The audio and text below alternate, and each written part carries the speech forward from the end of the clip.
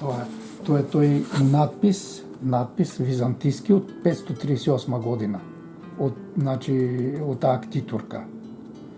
Значи тој е најден за време на Првата светска војна баш до таа црквица е таа што е и однесен во археолошкиот музеј во Софија и сега се чува таму. Археолошкиот музеј во Софија. Ама негде кметот се исплаши, тогаш би исплаши. Ама тие се таму плашливи. Каде што има тука. Аха. Виж како е? Таму има голем културен дом. И селото е вошто големо село. Еве кметството, виж кметство. Голема зграда кметство. Тоа е големо село, еве и тука на почетку имам јас како изгледало старото време. Каде тоа? Виж тука како било селото старото време.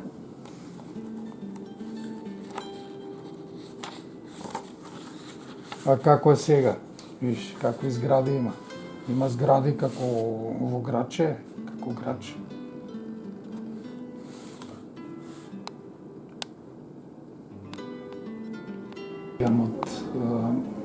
Од пред 44 година, како си дојде чичо ми Ванчо, од Ѓумурџина, бил војник во Ѓумурџина, таму во Егејска Македонија, на морето, Ѓумурџина. И тогаш сладки работи немаше, тој им беше донел едно канче со мармалад. Јас го помнам, него не го помнам тоа, значи садче со мармаладот. Тоа го помнам. Тие двете работи помнам од пред ова. Селскиот војвода Томе Сармаџиов. Значи тој бил селски војвода од таа Михаиловистичката, автономистичката ВМРО. Кога дошле комунистите 44 година го ставиле во затвор, го држале може 20 години во затвор. Томе Сармаџиов.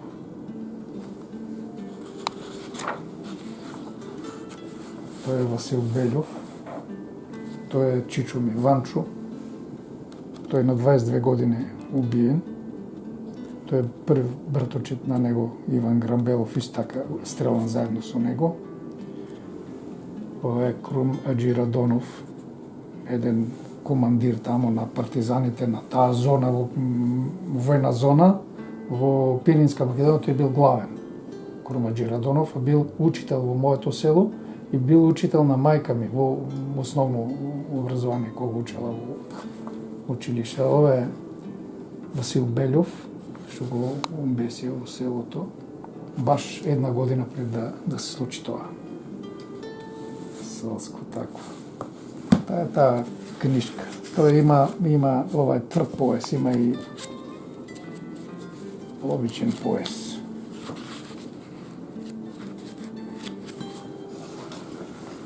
А може да така, видиш што имам направено еден речник на старата македонска литература. Многу се користи таа книга. Речник на старата македонска литература. Откако јас направив таков речник, бугарите дојдо еден Божидар Рајков и една Борјана Христова дојдо тука и јас им дав, тоа беше 1989 година и дадов. Викам, еве една книга и тие ништо не изустија, ништо се збунија. И кога отидоа во Бугарија, веднаш се активираа, за 3 години издадоа тие нешто слично, староболгарска литература, енциклопедичен речник. Веднаш на издадоа тие и сето тоа да го направат дека е бугарско. Јас имам направено тука сега еден проект имав, словенски ракописи од Македонија во странски ракописни збирки. Некаде 820-830 ракописи, барем еден голем дел, скоро половината се пергаментни, кои што припаѓале на македонски цркви и манастири, а сега се чуваат во странство, во странски ракописни збирки. Требаше 2016 да излезе таа книга, уште се мотка така нешто. Би требало сега наредните месеци да отпечатиме таа книга, дека е многу важна. Да не има и грамотата тука, или не?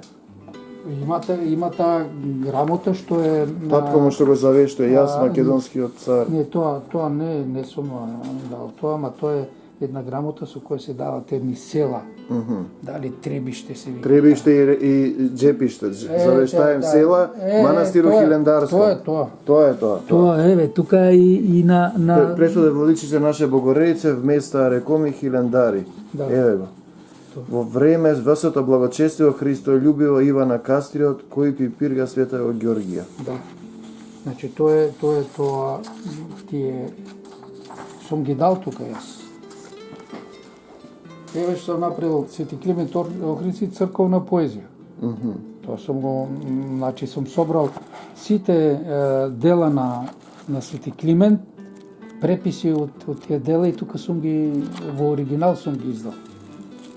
Свети Климент Охридски црковна поезија.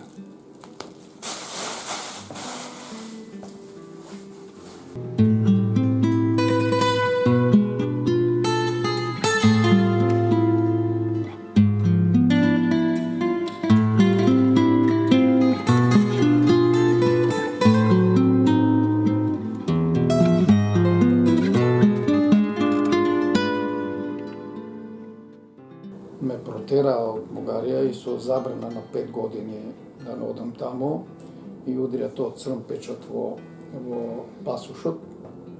На следниот ден, значи тие од Благоевградска полиција направиле како некој, како се вика тоа, со новинарите средба и дале таму изјава дека еве вчера е протеран еден од Република Македонија кој што дошол тука и вршел такви пропаганда, вршел па одел во Петрич, па одел тука, па одел тамо, а јас во Петрич не сум стапнал.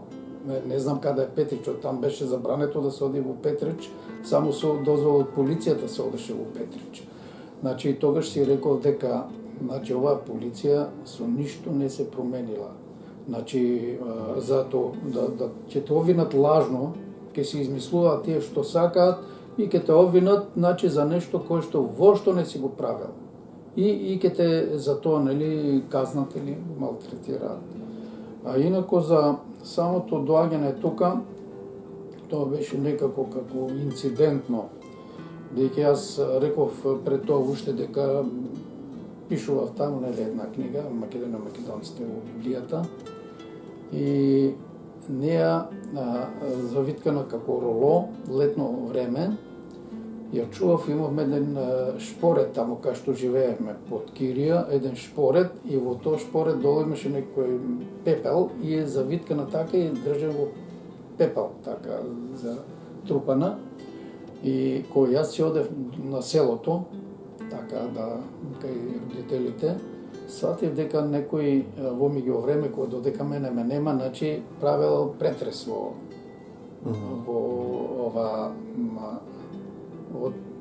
тој дом кај што ние тогаш живеевме под Кирија. Тоа малку ме уплаши, нели?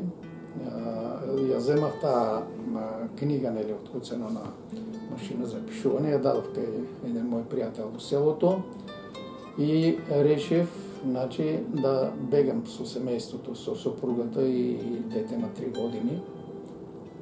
Еден близок пријател ме однесе близко до границата и таму, нели, поминавме, дојдовме тука во Република Македонија и првото нешто што кога дојдовме тука со еден автобус на автобуската станица до Камениот мост, бевме многу гладни и тука гледаме ресторан Пирин планина. И велиме ние од Пирин планина идеме тука во Пирин планина. И му викаме на ова келнерот, гладни сме, викам дај по 2 кебапчета тука да јадеме. Како бе 2 кебапчета? две кебабчиња, вика. Што е тоа две кебабчиња? Оти во Бугарија се големи, а тука мали. Најмалку 10 треба, не, како е така 10 кој ќе ги изеде. И тамо веќе нешто каснахме и веднаш отидовме во полицијата, во центар, тука до Беко имаше една полицијска станица и побарахме политички азил. Не дадоа политички азил, останахме тука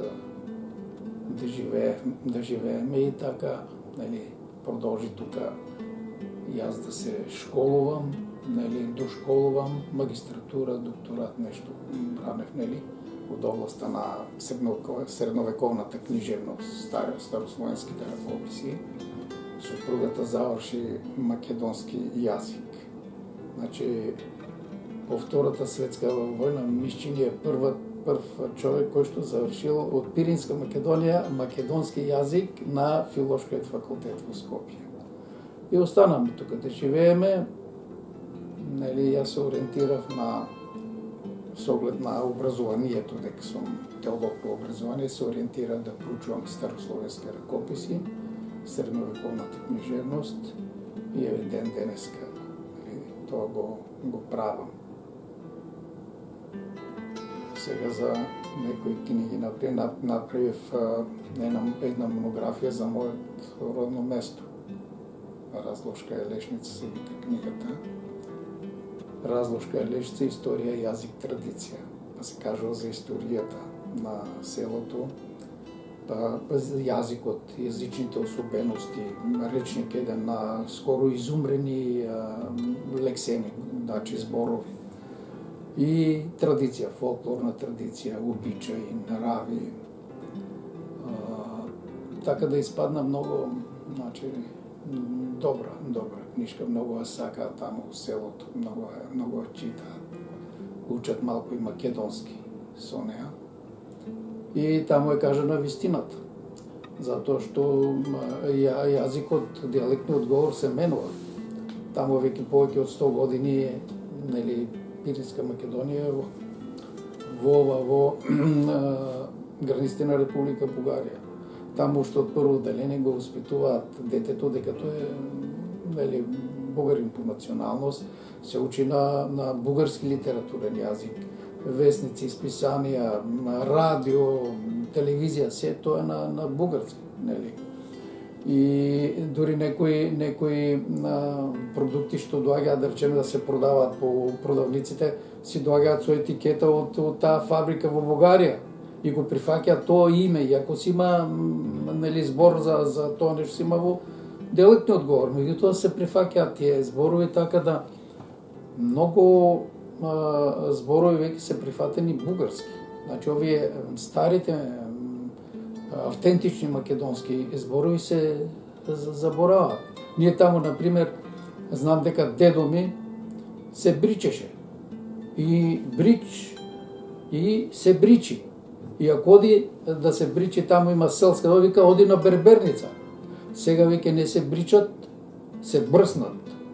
Не е тоа брич, тоа е брснач. И не оди веќе во берберница, оди во браснарница. Значи, тоа веќе скоро заборавен збор. Таму вика, велехме чизми. Сега велат бутуши. Никој веќе од младо поколение да му речеш чизми, нема да знае што е тоа чизми. Значи, многу такви автентични македонски зборови веќе се заборавени.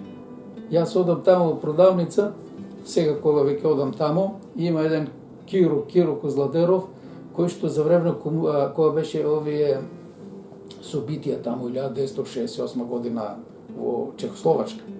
Тие биле таму во Чехословачка и избегале преку граница, со брат му отишле во Америка и таму живеел долго време и кога се пензионирал, се вратил, сега во селото живее. И тој во продавницата гледа пиперки, а вели на продавачката: колку струват тези чушки? Бе, викам: Киро, бе, тоа не е чушки, бе, тоа е пиперки.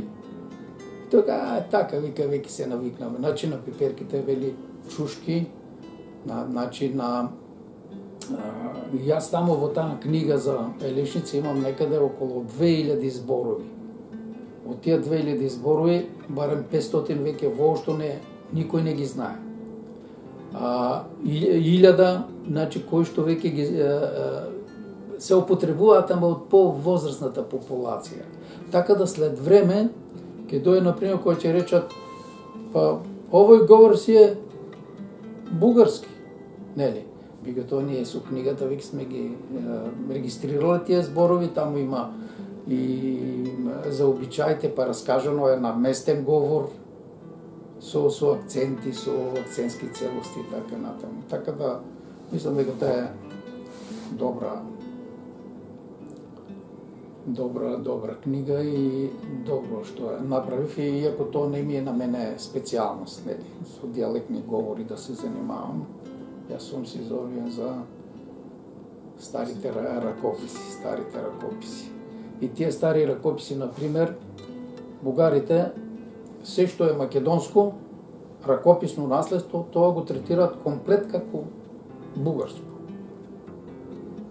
Комплет дека е бугарско. Например, сега мината година нели имаме 1100 години од упокојувањето на Свети Климент.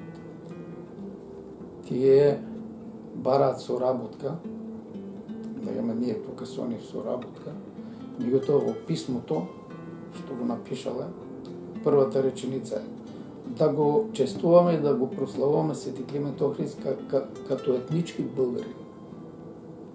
Може да соработуваш со тој кој првата реченица му е таа.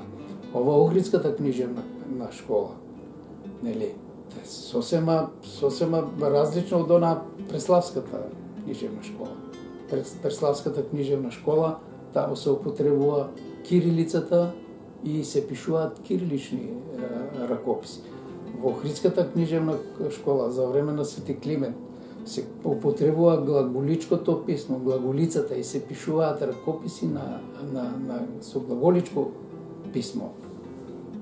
Кога дошле, например, овој Свети Климент, Свети Наум, Ангелари, кога дошле во бугарската престолнина Плиска по протерувањето од Велика Моравија, тие таму се нашле во непријателска средина, одново во непријателска средина.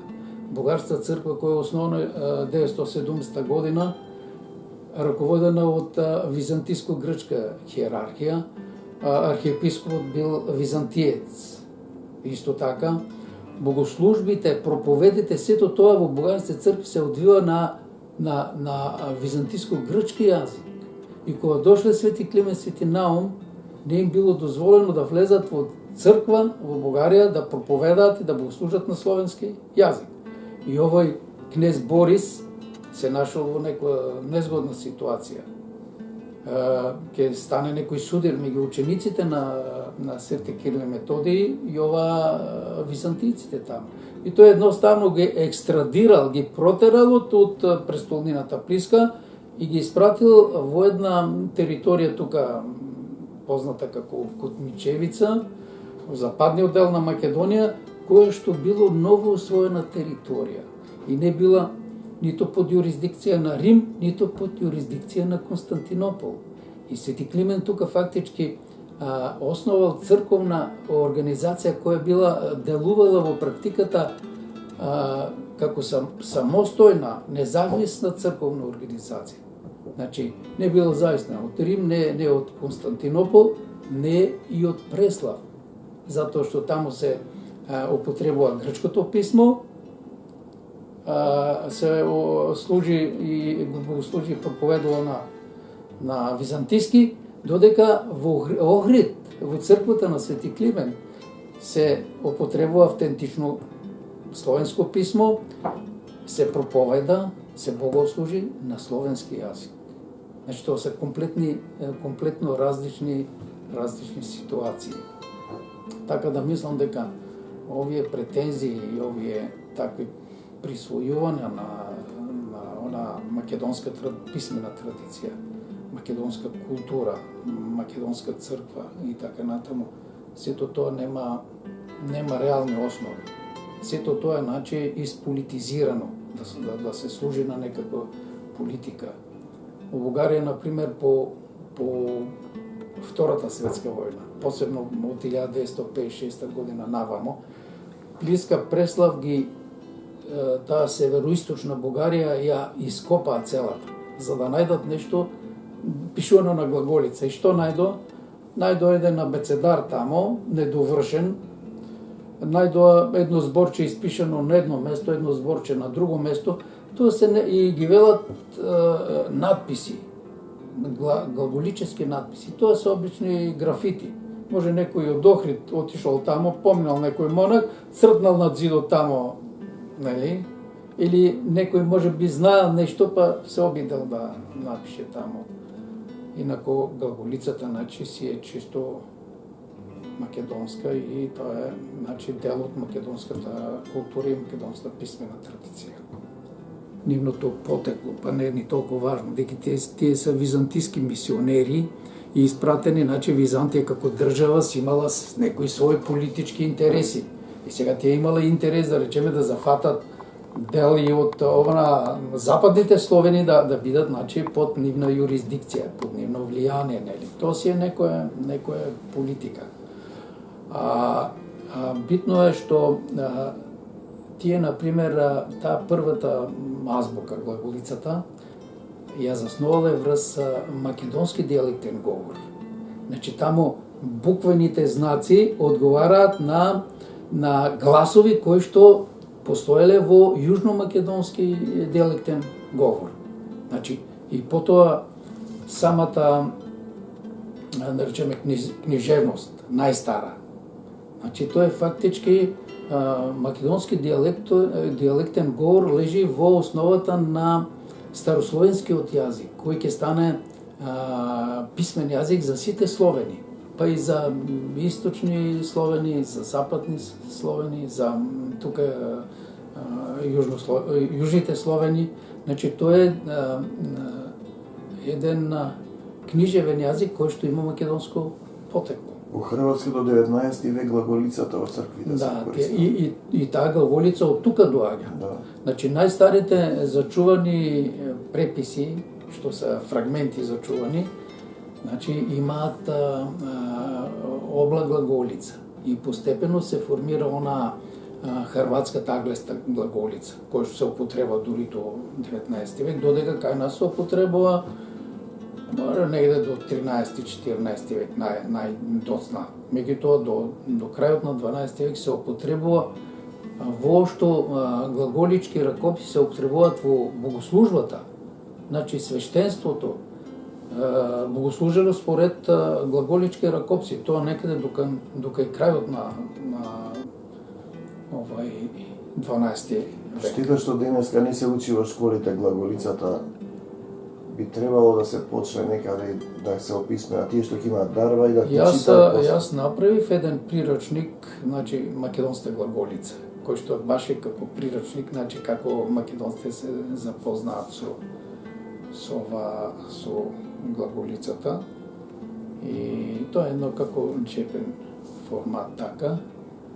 И добро е тоа да се така прошири, а добро е да се учи глаголицата, е наша традиција и добро е тоа да се учи во ако не во средни школи, барем може да се учи. Во средни школи ќе се најде некој ракопис, ќе се најде некој надгробен споменик, ќе го прочита и ќе се открие. Па нема ни на филолошки факултет не учат. Да. И на филолошки, Институт за македонски јазик има одделение старословенско. Ама тие работат лексика. Значи, старите споменици ги проучуваат од лексичка гледна точка, меѓутоа само кирилични ракописи. Глаголички не работат. Така да тие глаголичките ракописи сите, сега има 17 ракописи, сите се македонски. Оние од стариот период, не зборам за овој понов период, нели, овие хрватски глаголички ракописи, туку оние старите, значи кои се настанати во 10, 11, 12 век. Тоа се најстарите, тие се, значи, сите македонски. Го почнеш ова Семаново евангелие, Соградско евангелие, Маринско евангелие, Синајски псалтир, Синајски евхологија, има еден псалтир на Димитар Олтарник, исто така. И сите тие ракописи се зачувани или на Света Гора, или во Синајскиот манастир Света Екатерина. Зошто така? Затоа што кога паднало Самуиловото царство, овие кога дошле грчките црковни власти, тие гореле, уништувале се што е словенски ракопис под изговор дека во нив има некоја еретичка содржина, дека тука имало некое богомилско движење и под изговор дека тоа се, има еретички списи во тие ракописи, се е тоа уништено. И оно што се зачувано или на Света Гора, или во Синајскиот манастир, или во Светата земја, Семановото Евангелие во Ерусалим. Оние синајски ракописи, глаголички, македонски, Синајскиот манастир Света Катерина. Далеко од това. Интересно е тоа дека Русија, најголема православна земја, па и словенска земја, ја прима писменоста од Охрид, од Македонија, за времето на царот Самуил. Ова има еден руски голем научник Попруженко, вели дека Охридската архиепископија е столб на православна Русија. Писменоста, христијанството, го примиле од Охрид, од Македонија во времето на царот Самуил. Испратени се од тука црковни книги, испратени се свештенослужители, епископи, исто така книжевници, дури и мајстори градители. Затоа што русите докажаа првата црква, наречена таа во Киев Десетинская црков, некаде 989-990 година градена, е градена од македонски градители, бидејќи таа е од базиликален тип. Базиликален тип на цркви, на храмови, граделе уште во Македонија. Во Византија веќе граделе ротонда, тип на ротонда, и скоро 2 века веќе не се граделе такви цркви. И русите, археолозите докажаа дека од Македонија не само што се испратени црковни книги и свештенство да ги научат како се богослужи, книжевни деци кои што ги учеле како да ги пишуваат книги, како да си создадат сами богослужбена литература, па дури и градители кои да ги научат како да си ги градат нивните цркви. Така да, Русија треба да е благодарна на Македонија, што им дала и писменост и религија. Нивната култура е заснована на православната религија. Имаме ние тука еден професор Владимир Мошин, голем така научник за овие старите ракописи. Тој докажа, например, дека новгородските листови, дека се дел од пообемен ракопис, врз основа на кој што е пишувано Остромировото Евангелие. Остромировото Евангелие е најстар датиран не само руски ракопис, туку и словенски ракопис од 1056-1057 година. Е пишуван врз основа на царски евангелски кодекс испратен од царот Самуил во Русија во 989-990 година. Така да тие врски треба да се почитуваат. Потоа овај Свети Владимир Покрстител, овој рускиот кнез Владимир Покрстител, неговата трета сопруга е од дворот на царот Самуил, се викала Ана, и незините синови Борис и Глеб се првите руски светци, великомаченици, убиени од нивниот полубрат. Сега не се сеќам како се викаше тој, дали Светополк.